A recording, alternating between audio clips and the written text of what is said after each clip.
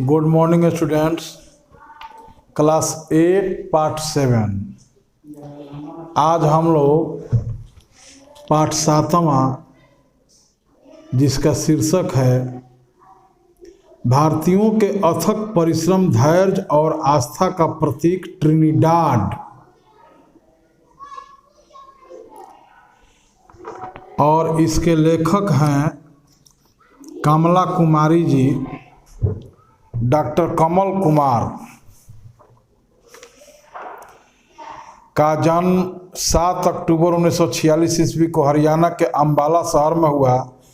Doctor Kamal Kumar ने कविता, कहानी, उपन्यास, आलोचना आदि विधाओं में साहित्य रचना की है। इनके प्रमुख कहानी संग्रह है पहचान, फिर वहीं से शुरू, पूर्ण विराम, अंतर यात्रा आदि। इन्हें हिंदी अकादमी दिल्ली साहित्य भूषण सम्मान, साहित्य भारती सम्मान, मुक्तिबोध सम्मान आदि से सम्मानित किया गया है। और इन्होंने ही पाठ 7वां भारतीयों के अथक परिश्रम, धैर्य और आस्था का प्रतीक ट्रिनिडाड की भी रचना की है, लिखने का काम किया है। आइए हम लोग उस पाठ को पढ़कर समझें कि उन्होंने इस पाठ के माध्यम से हमको क्या बताने की, क्या समझाने की कोशिश की है। तो आप लोग ध्यान पूर्वक इस पूरे पाठ को समझने का काम कीजिए। 1 मिनट।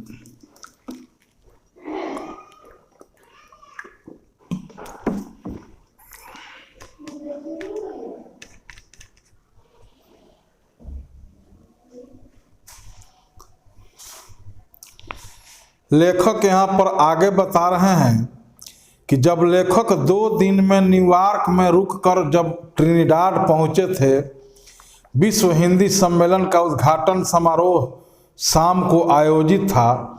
सबके रहने की व्यवस्था अलग अलग स्थानों पर की गई थी।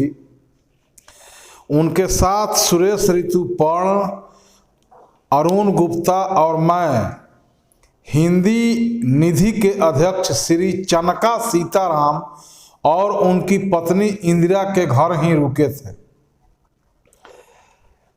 3 स्तरों पर बना उनका घर महलनुमा था। हरियाली से घिरा यह घर पहाड़ी पर स्थित था। घर के कार्यों के लिए पूरा स्टाफ था। स्टाफ में सभी के पास अपनी कारें थीं।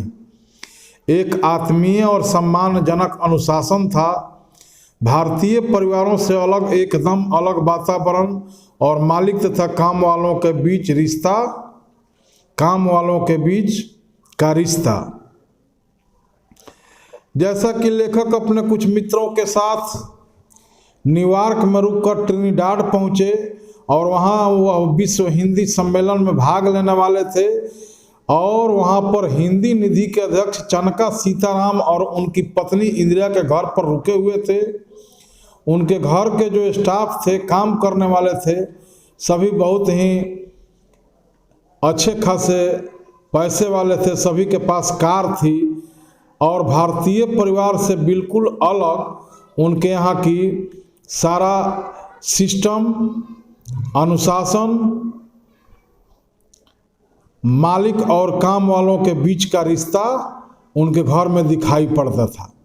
सम्मेलन वेस्ट इंडीज के एक विश्वविद्यालय की लॉ फैकल्टी में आयोजित किया गया था। मैंने अपना पर्चा पढ़ा था, भाषा हमारी अस्मिता का पहचान है। उस सत्र के अध्यक्ष डॉक्टर केदारनाथ सिंह थे।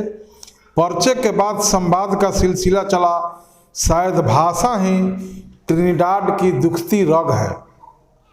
अब ये क्यों है, जब हम लोग आगे पढ़ेंगे तब हम लोग को समझ में आएगा।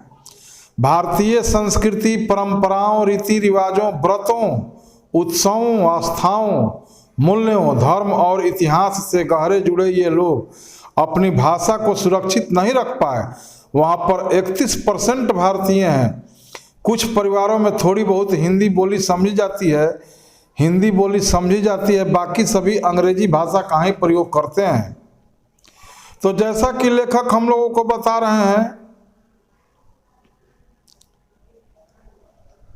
कि ट्रिनिडाड जाने वाले लोग जो कि उस समय के शासकों के द्वारा मजदूरी कराने के नाम पर जहाज़ों में भर करके उनको ठूस करके ले गया गया था, वे अपनी संस्कृति, परंपराओं, रीति रिवाजों, व्रतों, उत्सवों, आस्थाओं, मूल्यों, धर्म और इतिहास सब कुछ जानते हुए अपनी भाषा को यानी कि हिंदी भाषा को सुरक्षित नहीं रख पाए थे। वहाँ पर 31% भारतीय हैं, लेकिन कुछ ही परिवारों में हिंदी बोली थोड़ी समझी और बोली जाती है, बाकी सभी अंग्रेजी भाषा का ही प्रयोग करते हैं। ये तो वहाँ के निवासियों में अफ्रीकी और भारतीय मुख्य हैं, परंतु चीनी, लेबनीज, यूरोपियन और अमरेडियन भी ट्रिनिडाड के वासी हैं जो एक इंद्रधनुष सा बनाते हैं। शुरू में सत्ता में फ्रेंच, डच और ब्रिटिश थे, उनकी सत्ता और अब नहीं है, और वे अब नहीं हैं। वहाँ पे सिर्फ भारतीय ही नहीं, अफ्रीकी लोग, चीनी लोग, लेबनीज लोग, यूरोपियन और अमरेडियन भी वहाँ के वासी हैं, जो सब मिल करके एक अलग इंद्रधनुषी रंग बनाते हैं, क्योंकि सबका अपना अपना कल्चर होगा, जिसके कारण वहाँ का कवि के भाव में 7 रंगों सा दिखाई पड़ता होगा, क्योंकि चीनी लोग की परंपराएं, संस्कृति कुछ अलग होंगी, लेबनीज की अलग होंगी, यूरोपियन की अलग होंगी, अमरेडियन की अलग होंगी, अफ्रीकियों के अलग होंगी। तो ये सब मिलजुल करके एक इंद्रधनुष सा बनाते थे। वहाँ पर शुरू में सत्ता में फ्रेंच, डच और ब्रिटिश थे, जिनकी सत्ता अब नहीं है। सम्मेलन के बाद जो भी समय मुझे मिलता, मैं वहाँ पर बसे पूर्वी भारत से आए भारतीयों, उनके पुरखों, उनके जीवन, महत्वाकांक्षाओं और उनकी सफलताओं के बारे में चर्चा करती थी। एक भारतीय परिवार जिसकी चौथी पीढ़ी ट्रिनिडाड में रह रही थी, के घर में सत्यनारायण की कथा थी। मैं वहाँ गई थी। उस परिवार के सबसे बुजुर्ग रामधन लगभग 100 वर्ष की उम्र के थे। प्रवीणा घर की बहू थी, जो किसी शॉपिंग सेंटर में मैनेजर थी। उसकी 2 लड़कियां और एक लड़का ट्रिनिडाड से बाहर विदेशों में पढ़ रहे थे। उनके घर में एक छोटा मंदिर था, जिसमें हिंदू देवी देवताओं की मूर्तियां थीं। घर बहुत बड़ा और सजा हुआ था। लेखक वहाँ पे एक रामधन जी थे, उनके परिवार की चर्चा कर रहे हैं, जिनके घर सत्यनारायण स्वामी की कथा भी थी। उनके बच्चे जो थे वे बाहर विदेश में पढ़ते थे, और उनकी पत्नी जो थी प्रवीणा, प्रवीणा जो कि घर की बहू थी, वह एक मॉल सेंटर में मैनेजर थी। उनके घर में लेखक को भारतीय घरों के जैसा छोटा मंदिर, हिंदू देवी देवताओं की मूर्तियों से सुसज्जित बहुत बड़ा घर देखने को मिला। प्रवीणा ने बताया कि अब सब एक सपना लगता है। हमारे परिवार से कुछ लोग सन 1917 में आए थे, लेकिन सन 1845 और सन 1917 में लगभग 1.5 लाख भारतीय अपने गांव और कस्बों को छोड़कर एक अच्छे सुखी जीवन का सपना लेकर पानी के जहाज पर सवार हुए थे, क्योंकि उस समय पानी की जहाज़ों से ही यात्रा ज़्यादातर होती थी। उन्हें तब नहीं पता था कि वे बंधक मजदूर बनकर जा रहे हैं, जिन्हें गन्ने के खेतों में काम करने के लिए ले जाया जा रहा है। उन्हें ट्रिनिडाड पहुंचने में 3 महीने का समय लगा था।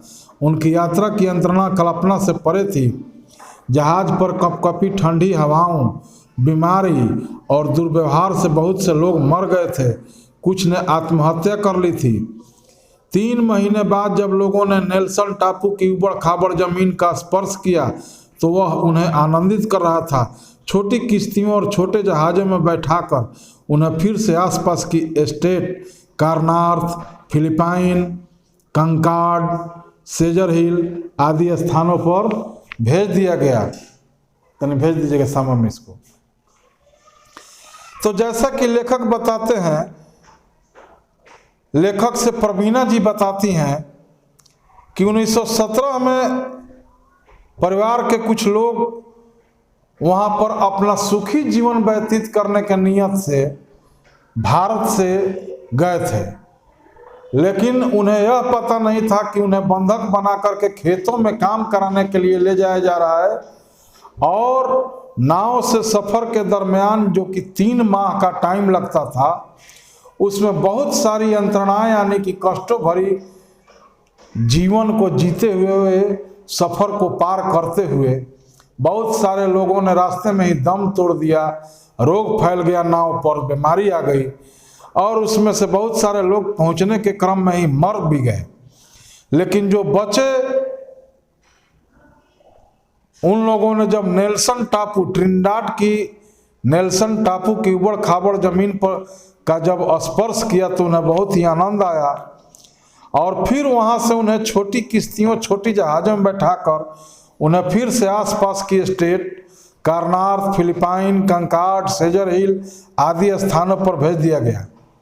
यहाँ पर समझने वाली बात यह है कि आप लोगों को मैं बारंबार कहता हूँ कि नोट्स तैयार कीजिए। अब ये नोट्स जब तैयार कीजिएगा हर एक पाठ से संबंधित, तो आप पाठ की मुख्य घटनाओं में शामिल सारी बातों का अलग अलग जिक्र, अलग अलग कार्य, अलग अलग समय, अलग अलग तिथि, सबका आपके पास एक तैयारी सा हो जाएगा, जिसके कारण आप ऑब्जेक्टिव प्रश्नों का आंसर बहुत ही बखूबी दे पाएंगे। जैसे कि इसमें स्टेट का नाम है, कुछ डेट्स हैं जब ये लोग यहाँ से ट्रिनिडाड गए, कुछ और सारे देशों का नाम है कि भारतीयों के साथ कौन कौन से लोग गए। तो ऐसे ऐसे एक नोट्स तैयार जब आप कीजिएगा तो आपको ऑब्जेक्टिव प्रश्नों का उत्तर देने और पाठ को भली भांति समझने में बहुत ही सकारात्मक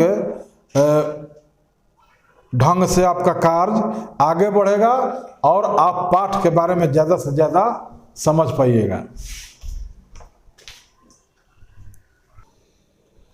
लेखक आगे अपनी ट्रिनिडाड यात्रा के बारे में यह बता रहे हैं कि वह जनबानी की संपादिका सविता बुद्धू से मिली थी। वे कई पुस्तकों की लेखिका, भारतीय परंपराओं, रीति रिवाजों की प्रवक्ता और स्त्री अधिकारों को लेकर सजग हैं। उन्होंने बताया कि ट्रिनिडाड के दक्षिण में स्थित एक कैरेबियन टापू है। भौगोलिक दृष्टि से इसे अमेरिका का विस्तार भी कहा जा सकता है। यहाँ की प्रकृति उदार है, एक तरफ घने जंगल है, दूसरी तरफ पर्वत श्रृंखलाएं हैं जो उत्तरी कोस्ट तक चली जाती हैं। केंद्र में भूमि समतल है। इसकी राजधानी पोर्ट ऑफ स्पेन है जहाँ उन्हें लाया गया था। वह जगह सुनसान निर्जन था, मीलों तक कुछ नहीं था। खेतों के पास ही बैरक नुमा सी जगह थी जो हमारे रहने की जगह थी। परिवारों के इकट्ठे रहने की अनुमति थी। बाहर खुले में खाना पकाया जाता था, खुले तालाब से पानी लिया जाता।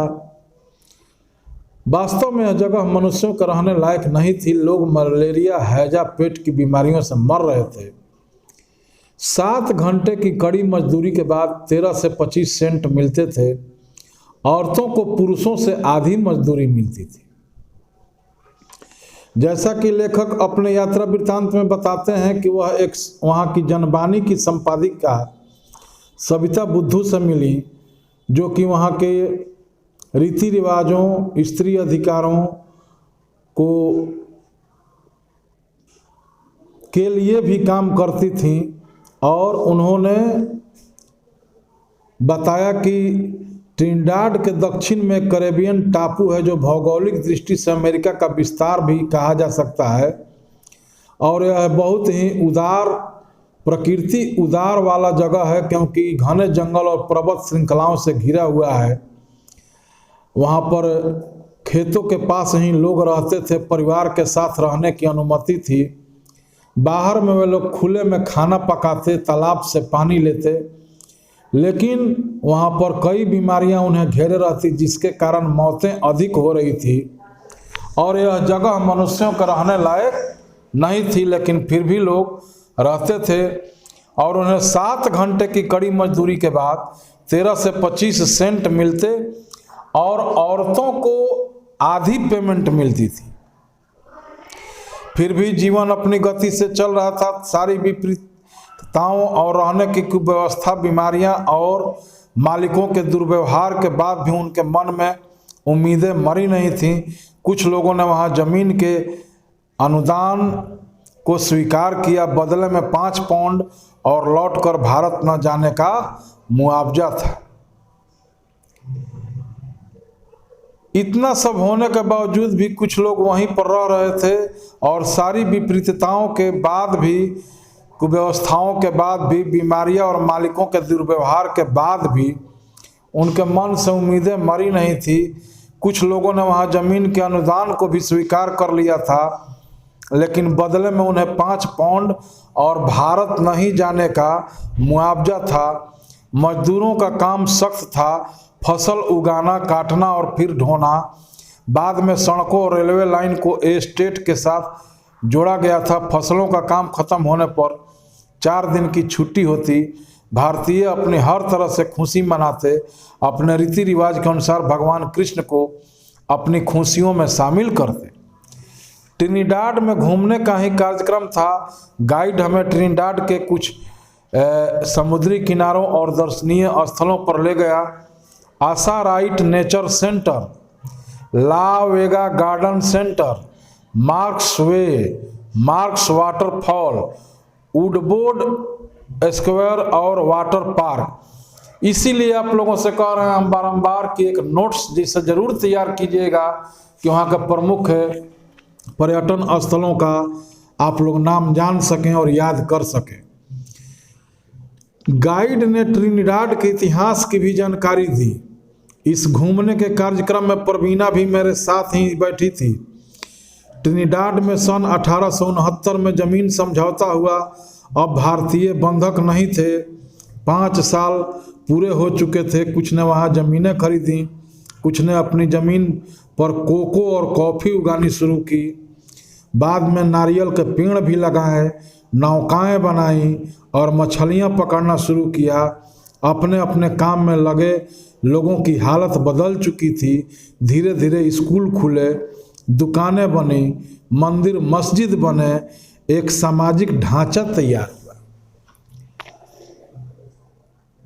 बाद में जैसा कि लेखक को गाइड ने बताया, 1869 में ट्रिनिडाड में कुछ जमीनी समझौता हुआ, जिसके बाद भारतीय बंधक नहीं रहे और अपनी अथक परिश्रम और मेहनत के बल पर कुछ लोगों ने वहाँ पे घर भी बनाए अपनी नौका से, नौकायान। उसके बाद में मछली पालन, मछली पकड़ना, नारियल का पेड़ लगाना और धीरे धीरे सब लोग अपनी अपनी हालतों को सुधारते गए। स्कूल भी खुले, दुकानें भी बनी, मंदिर मस्जिद भी बनी और एक नए प्रकार का सामाजिक ढांचा और वातावरण का निर्माण हुआ। प्रवीणा ने बताया कि सन 1868 में पहला मिशन स्कूल खुला था, जिसमें प्रवीणा के पति के दादा पढ़े थे। फिर हर वर्ष नए स्कूल खुलने लगे। इन स्कूलों में पढ़ने वाले कई बच्चों ने धर्मांतरण भी किया। नई पीढ़ी पढ़ लिख गई, उनकी जीवन शैली बदली, अंतरजातीय विवाह भी हुए। सन 1909 में राजनीति में भारतीयों का प्रवेश हुआ। जैसे गहरी काली रात के बाद सूरज उगता है, वैसे ही यहाँ 1 शताब्दी से अधिक समय बीत जाने के बाद भारतीय सभी महत्वपूर्ण क्षेत्रों, शिक्षा, डॉक्टरी, कानून, राजनीति आदि में आ चुके थे। जैसा कि लेखक को प्रवीणा ने बताया कि 1868 ईस्वी में पहला मिशन स्कूल खुला, जिसमें प्रवीणा के पति के दादाजी रामधन जी पढ़े थे और फिर हर वर्ष स्कूल खुलते गए। स्कूलों में पढ़ने वाले कई बच्चों ने धर्मांतरण यानी कि अपना धर्म चेंज, हिंदू से मुस्लिम बन जाना, मुस्लिम से ईसाई बन जाना और ईसाई से पारसी बन जाना, धर्म चेंज भी किया, अंतरजातीय विवाह भी किया। 1909 में राजनीति में भी भारतीयों का प्रवेश हो गया। तो जैसा कि लेखक लिख रहे हैं कि जैसे गहरी काली रात के बाद सूरज उगता है, वैसे ही यहाँ 1 शताब्दी से अधिक समय बीत जाने के बाद भारतीय सभी महत्वपूर्ण क्षेत्रों में, शिक्षा में, डॉक्टरी में, कानून में, राजनीति आदि में आ चुके थे। क्योंकि कोई भी जाति हो, कौम हो, जब तक जो वहाँ जहाँ भी रह रहा है इन सारी चीज़ों में प्रवेश नहीं करेगा, तब तक उसका मौलिक विकास नहीं होगा, आधिकारिक रूप से विकास नहीं होगा। लेकिन यहाँ पर समय बीतते गया और 1909 में वहाँ पर रहने वाले भारतीय लोगों ने स्कूल कॉलेज के साथ अपना धर्मांतरण भी कुछ लोगों ने किया। पढ़ लिख जाने के बाद में अंतर्जातीय शादियाँ भी करनी चालू कर दी, राजनीति में भी आ गए, शिक्षा के क्षेत्र में भी आ गए, चिकित्सा के क्षेत्र में भी आ गए, कानून और राजनीति के भी क्षेत्र में अपना दखल जमा दिया। स्त्रियों ने भी यहाँ तक पहुँचने में बहुत महत्वपूर्ण भूमिका निभाई। शुरू से ही औरतों की स्थिति वहाँ भारत से बेहतर रही। औरतों ने अपने देसी तरीकों से पैसा कमाया। खेतों में काम करने के बाद औरतें घास बेचती, गाय बकरियों का दूध, दही, घी और अपने ज़मीन के टुकड़े पर उगाई सब्जियां बेचती। इससे उन्हें अच्छी आमदनी हो जाती थी। भारत में पर्दा प्रथा शुरू से ही अभी तक भी गाँव में कुछ कुछ है और हम लोग अपनी स्त्रियों को बाहर काम करने भेजने पर, चाहे काम कोई भी हो, शर्माते हैं, एक सामाजिक लांछन जैसा मानते हैं। लेकिन जहाँ पर संपूर्ण विकास करना है वहाँ पर स्त्रियों को भी सभी क्षेत्रों में आगे लाना पड़ेगा। भारत में भी स्त्रियां हर क्षेत्रों में, सेना तक के क्षेत्रों में, फौज के क्षेत्रों में भी, पुलिस फौज सब में आगे जा रही हैं। तो एक टाइप से यहाँ भी अब वो बात नहीं रही, लेकिन वहाँ पर कुछ समय पहले ही महिलाएं अपनी घरेलू व्यवसायों में लग गई और इस प्रकार से अपना आर्थिक स्थिति सुधारने में, अपने परिवार को आगे बढ़ाने में मदद की। रामधन जी कह रहे थे समय के साथ बहुत कुछ बदलता है। उनका सबसे बड़ा बेटा किशोर लाल 60-65 साल का था, कई एकड़ जमीन का मालिक था, उसकी चीनी की फैक्ट्री थी। समय के साथ सचमुच में सब कुछ बदलता है और हर जगह बदलता है। जहाँ भी लोग मेहनत करते हैं, परिश्रम करते हैं, वहाँ बदलाव आता था। ठीक इसी प्रकार रामधन जी के जो 60-65 साल के बेटे थे किशोर लाल जी, जो कि वहाँ पर उनके बाप दादा मजदूरी का काम करते थे, वो अभी के समय में जब लेखक ने लिखना चालू किया था, इस रचना को लिखा था, वो कई एकड़ जमीन के मालिक बन बैठे थे। तो कहने का मतलब कि आप जहाँ भी मेहनत कीजिएगा, आगे बढ़िएगा और समय भी आपका साथ देगा, प्रकृति भी आपकी साथ देगी। और इस प्रकार से पाठ थोड़ा बड़ा है, अगले लेसन में इसको हम पूरा करवाएंगे। आप लोग नोट्स जरूर बनाइएगा, तब जाकर के इस पाठ को आप लोग भली भांति समझ पाइएगा। धन्यवाद।